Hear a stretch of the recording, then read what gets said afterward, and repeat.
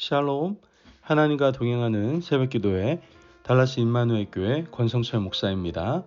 오늘도 하나님과 동행하며 풍성함을 누리시는 저와 여러분 되시길 주님의 이름으로 축복합니다. 오늘 말씀은 로마서 1장 1절에서 7절까지의 말씀입니다. 예수 그리스도의 종 바울은 사도로 부르심을 받아 하나님의 복음을 위하여 택정함을 입었으니 이 복음은 하나님이 선지자들을 통하여 그의 아들에 관하여 성경에 미리 약속하신 것이라.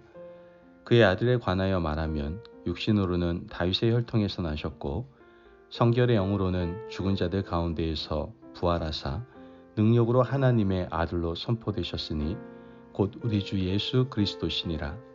그로 말미암아 우리가 은혜와 사도의 직분을 받아 그의 이름을 위하여 모든 이방인 중에서 믿어 순종하게 하나니 너희도 그들 중에서 예수 그리스도의 것으로 부르심을 받은 자니라.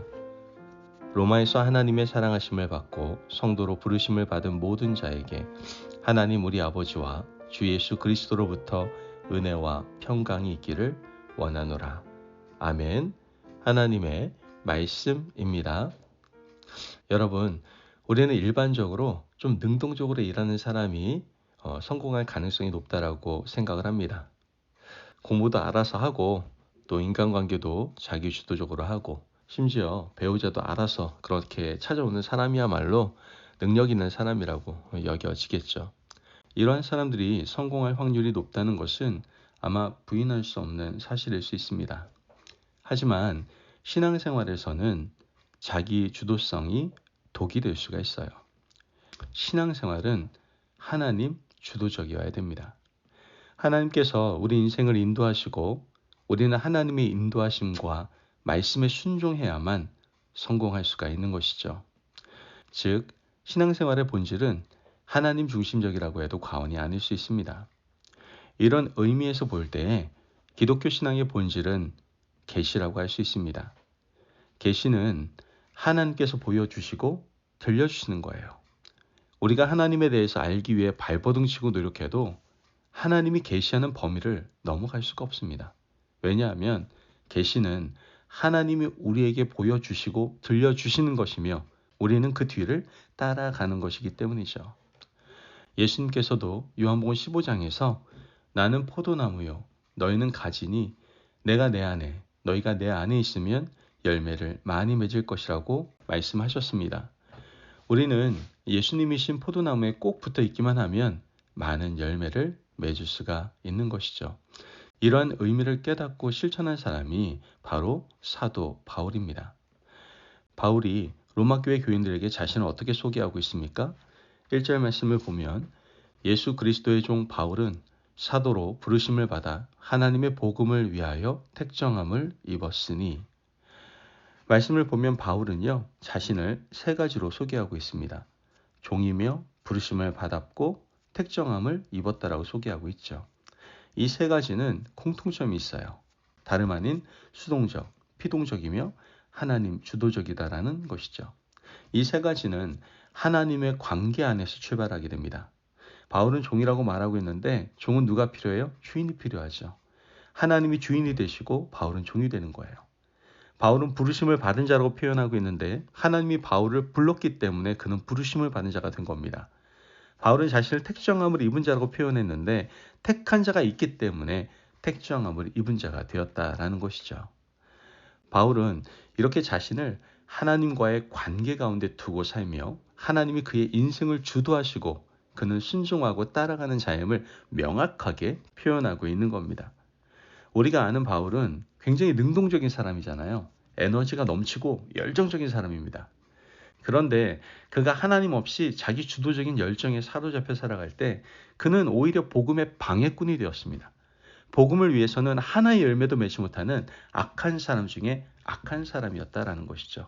그런데 그러한 바울이 은혜를 받았습니다. 하나님을 만나고 난 후부터 그는 하나님 주도적으로 살게 됩니다. 그랬더니 놀랍게도 생명의 열매를 맺게 되는 거예요. 수많은 사람을 살리고 교회를 세우는 사람이 되었던 것이죠. 우리가 신앙생활하다 보면 자신의 업적을 떠벌리는 사람을 만나게 됩니다. 가정의 평안과 번영, 일터의 번성, 자식들의 성공, 교회 부흥 등의 일들을 자신의 업적이라고 떠벌리고 자랑하는 사람을 보게 되죠. 그런데 그런 사람들은 믿음이 여물지 못하고 성숙하지 못한 사람들입니다. 바울은 믿음이 성장하고 성숙하면 자신은 아무것도 한 일이 없고 하나님께서 자신의 인생을 주도하셨고 인도하셨으며 주인 되신다는 사실을 이렇게 자신을 소개하면서 표현하고 있다는 것이죠. 여러분 어떻습니까? 우리의 믿음이 깊어지고 성장하고 내가 하나님과의 관계 안에서 내가 성공적인 믿음 생활을 한다는 것은 내가 하는 것은 갈수록 그 중심도가 낮아지고 떨어지고 모든 일을 하나님께서 하신 일이라고 고백하는 것입니다. 이것이 바로 믿음의 성장과 성숙의 지표가 되는 것이죠. 성경을 보면 하나님께서 주도하시는 인생을 살아간 사람들을 많이 볼 수 있습니다. 그리고 그러한 사람들이 성공을 하게 되죠. 대표적인 사람이 여호수아일 겁니다. 여호수아의 일생은 여호수아서를 통해서 우리는 살펴볼 수 있게 되는데요. 그의 일생을 한마디로 요약하면 하나님이 말씀하시고 그 뒤를 따라간 인생이라고 우리는 표현할 수 있습니다. 그는 모든 일을 그렇게 했어요. 유속이 빠르고 깊고 폭이 넓은 요단강을 건널 때 여호수아는 자기 주도적으로 경거망동하지 않았습니다. 하나님께서 방법을 알려주실 때까지 꼼짝도 하지 않고 있었죠. 그리고 결국 그 요단강을 건너게 됩니다. 여리고성을 무너뜨릴 때에도 여호수아는 아무것도 하지 않았어요.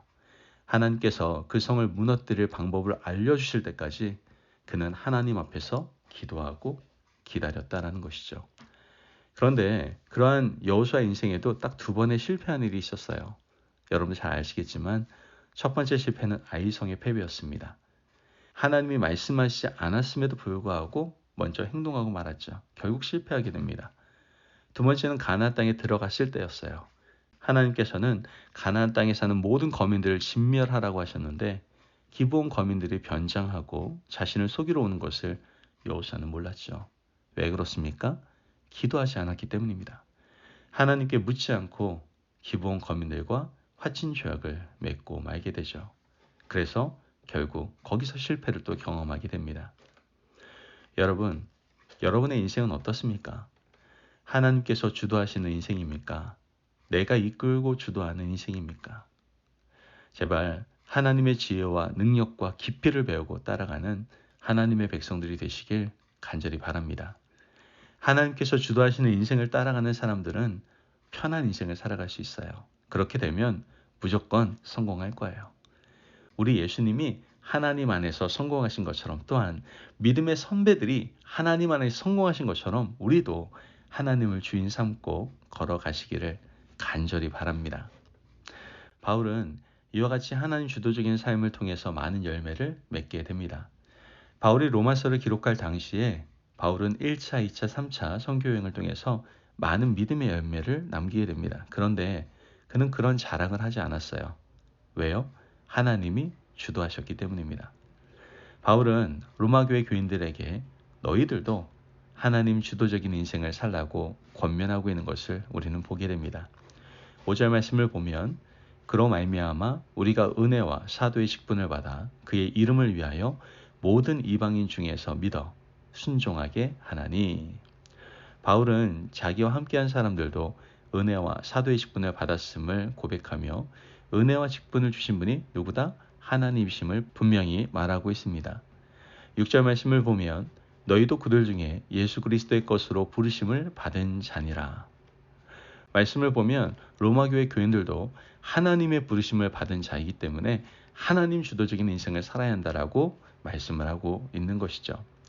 7절 말씀을 보면 로마에서 하나님의 사랑하심을 받고 성도로 부르심을 받은 모든 자에게 하나님 우리 아버지와 주 예수 그리스도로부터 은혜와 평강이 있기를 원하노라. 말씀에서 바울은 하나님의 사랑하심을 받고 성도로 부르심을 받은 자들이라고 표현하고 있습니다. 바울이 자신이 이렇게 해서 믿음의 성공을 이루었기에 로마교회 성도들에게도 이렇게 믿음의 성공을 이루라고 권면을 하고 있는 것이죠. 여러분, 우리가 사랑하는 가족들, 자녀들, 믿음의 후배들에게 남겨줄 수 있는 것이 무엇이 있겠습니까? 내가 하나님 주도적인 인생을 살고 말씀 앞에 순종했더니 이렇게 많은 열매를 맺었다고 고백하는 그러한 믿음의 선배들이 되어야 되지 않겠습니까? 그러므로 오늘 하루도 하나님이 인도하시고 우리는 그 뒤를 따라가서 믿음의 열매를 많이 맺는 저와 여러분이 되시길 주님의 이름으로 축복합니다. 아멘. 기도하겠습니다. 사랑이 많으신 아버지 하나님 감사합니다. 오늘도 우리에게 귀한 말씀의 은혜를 허락하심을 감사합니다. 하나님, 이제 우리가 자기 주도적인 인생이 아니라 하나님 주도적인 인생을 살겠습니다. 그래서 이제 앞으로 믿음의 후배들에게, 자녀들에게 하나님 주도적인 삶을 물려주겠습니다. 그러므로 우리의 믿음의 세대들이 앞으로도 계속해서 아름다운 믿음의 열매를 맺어나갈 수 있도록 축복하여 주옵소서. 감사함이 예수님의 이름으로 기도합니다. 아멘. 오늘도 하나님과 동행하며 풍성함을 누리시는 저와 여러분 되시길 주님의 이름으로 축복합니다. 여러분 언제나 하나님 주도적인 인생을 살아가시고 많은 열매를 맺음으로 하나님께 영광 돌리시기를 바랍니다. 말씀 안에 승리하십시오.